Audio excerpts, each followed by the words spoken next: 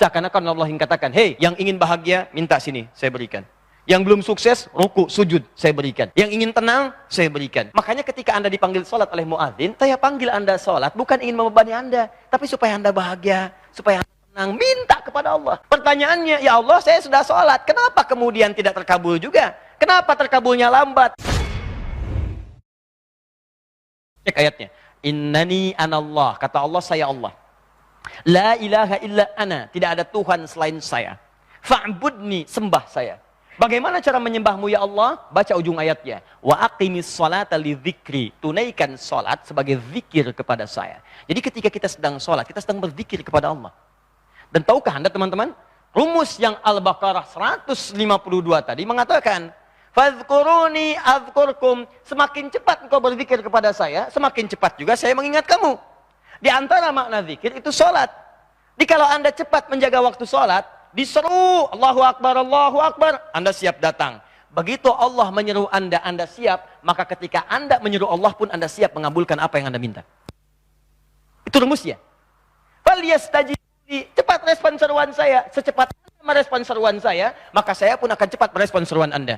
Ya Allah, bagaimana kami merespon seruanmu? Zikir. Apa di antara amalan zikir? Sholat.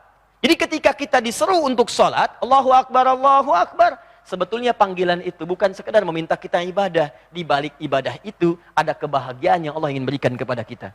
Seakan-akan Allah yang katakan, hei, yang ingin bahagia, minta sini, saya berikan. Yang belum sukses, ruku, sujud, saya berikan. Yang ingin tenang, saya berikan. Makanya ketika Anda dipanggil sholat oleh muadzin, hayya 'alas sholat, ayo sholat. Anda bertanya, kenapa sholat? Teruskan kalimatnya. Hayya 'alal falah. Saya panggil Anda sholat, bukan ingin membebani Anda, tapi supaya Anda bahagia, supaya Anda tenang, minta kepada Allah. Pertanyaannya, ya Allah, saya sudah sholat, kenapa kemudian tidak terkabul juga? Kenapa terkabulnya lambat? Cek, secepat apa Anda merespon perintah sholat itu? Subuh 4:25. Allahu Akbar, 4:25, panggilan subuh. Anda siap kemudian datang panggilan sesuai dengan panggilannya. Datang sholat, dipanggil, datang. Maka Allah pun ketika Anda meminta seketika dikabulkan. Yang hebat, lihat kebiasaan Nabi. Subuh 4:25. Jam 3 sudah siap-siap. Belum dipanggil, sudah datang. Maka Allah pun akan mengingat Anda bahkan sebelum Anda meminta kepadanya. Ada orang-orang yang sebelum meminta, itu sudah dipenuhi oleh Allah. Dia mau berangkat, tiba-tiba jalanan lenggang. Dia mau makan, tiba-tiba orang ngantar makanan.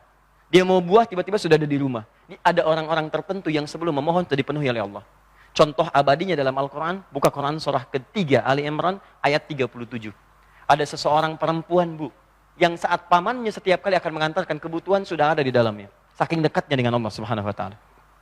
Buka Quran surah 3 Ali Imran ayat 37. Paling kiri sebelah bawah di mushaf. Namanya Maryam. Fataqabbalaha rabbuha biqabulin hasanin wa ambataha nabatan hasana wa kaffalaha Zakaria.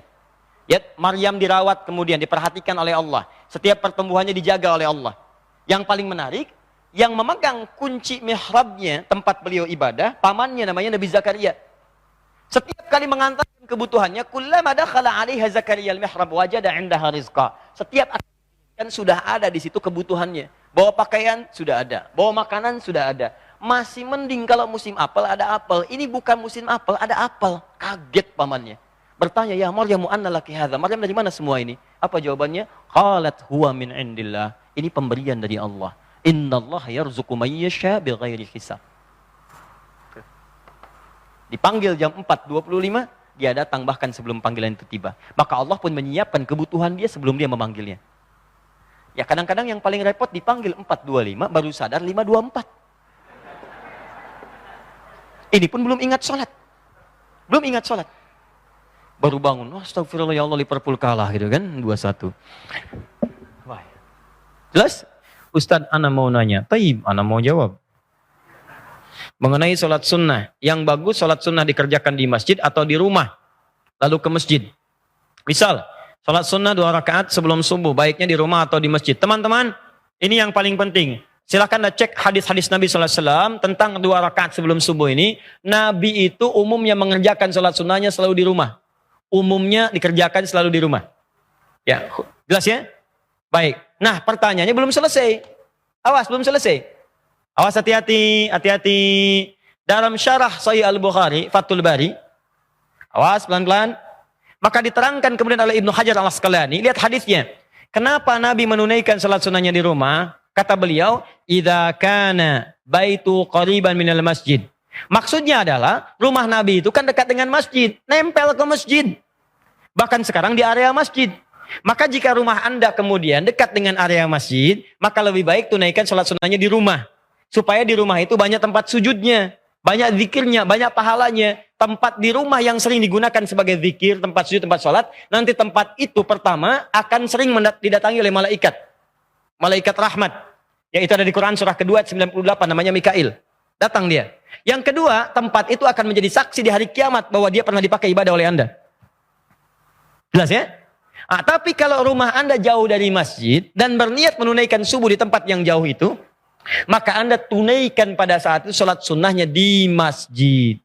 Anda orang Kelapa Gading, ingin ikut kajian misalnya di Bekasi. Kajiannya subuh, sholat sunnahnya di sini. Sholat subuhnya di sana. Kapan nyampe-nya, Ferguson? Saya kira 5 menit lagi, saya coba jawab.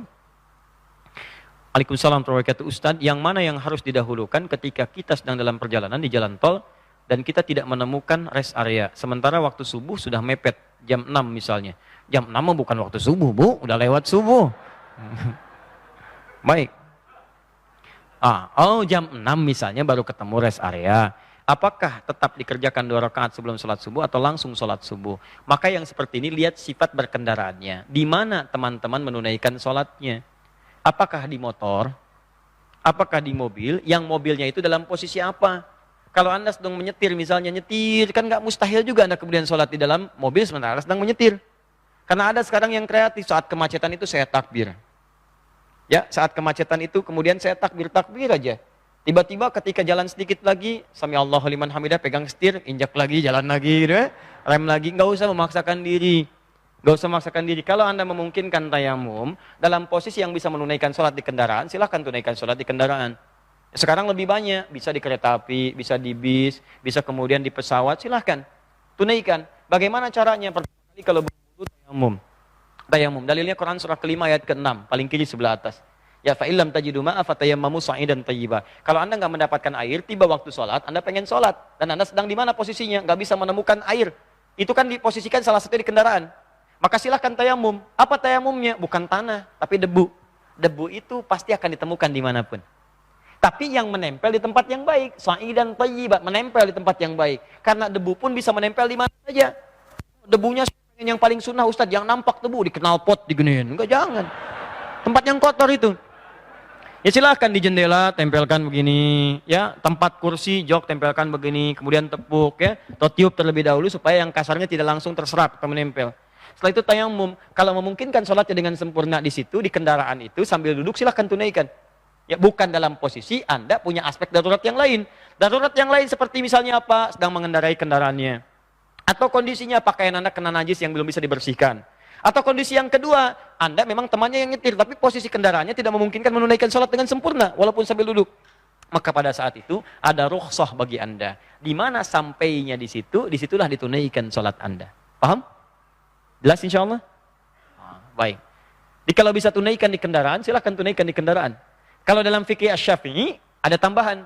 Di kendaraan itu ditunaikan sebagai takriman, ya, di tauqitis sholat. Sebagai penghormatan kepada tibanya waktu sholat. Begitu tiba lagi di tempat yang Anda tenang, Anda tunaikan lagi sholatnya untuk mengulang yang tadi. Itu di fikih Asy-Syafi'i. Tapi di jumhur yang lain, Anda tunaikan sudah sah sholatnya. Sah sholatnya karena sesuai dengan ketentuan dan hadis-hadis Nabi SAW. Mana yang paling utama dalam kondisi ini? Lihat ketentuannya. Kalau memang memungkinkan di kendaraan, yang paling utama tunaikan sholat di kendaraan. Karena hadis Nabi mengatakan, awas yang paling utama as-sholatu ala waktiha.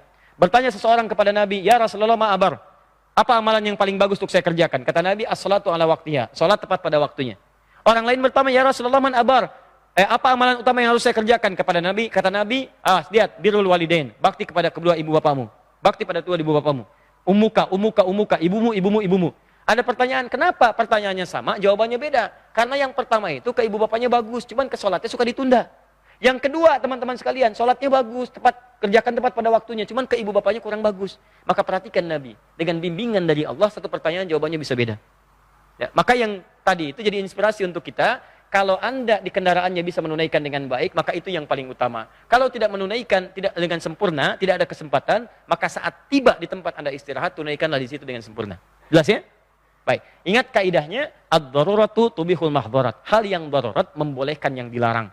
Bahkan yang halal itu bisa berubah jadi haram, yang haram bisa berubah jadi halal dalam kondisi yang sangat darurat. Ya, terutama yang haram itu langsung bisa naik status jadi yang halal untuk sementara, bukan seterusnya. Jelas? Baik.